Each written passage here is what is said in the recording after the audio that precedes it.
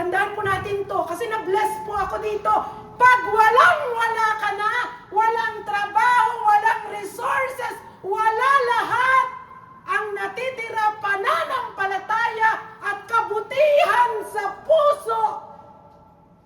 Kapag gumawa ka ng kabutihan, the Lord will open doors of opportunity, of blessings na walang sino mang makakapagsara sa ating mga buhay. Palakpakan po natin si Lord. Kasi bakit? Si Moses, habang siya'y nasa bundok, yung mga anak, yung naging biyanan po ni Moses, pinainom nila ang kanilang mga alagang hayop. Nakita ni Moses, puro babae. Ang ginawa ni Moses, akala niya simple lang.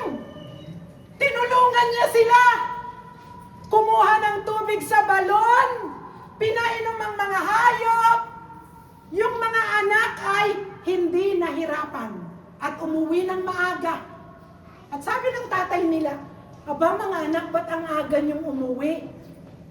Sabi nila, tay, may taong tumulong sa amin. Bakit hindi niyo isinama? At nang makakain, sino ngayon na ikaw ay estranghero, ay may magbubukas ng tahanan upang ikaw ay pakainin. Doon, sabi po ni Jethro, hanapin ninyo, balikan nyo, isama nyo, at pakainin natin at patirahin natin sa ating tahanan. Nagkaroon siya ng pagkain, nagkaroon ng bahay, nagkaroon ng asawa, nagkaroon ng anak, nagkaroon ng ari-arian, nagkaroon ng biyanan, mula sa kawalan, nagkaroon ng maraming pagpapala.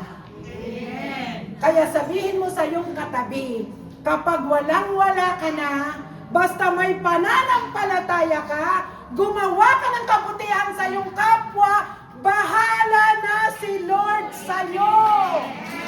Palakpakan po natin ang Diyos.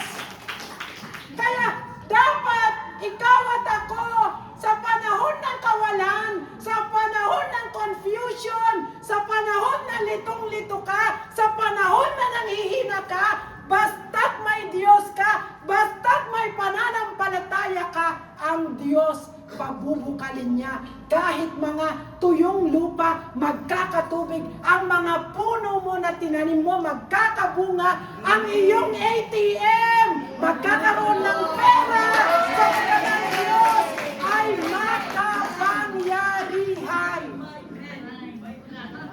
Amen po! Pero anong susi? Pananampalataya.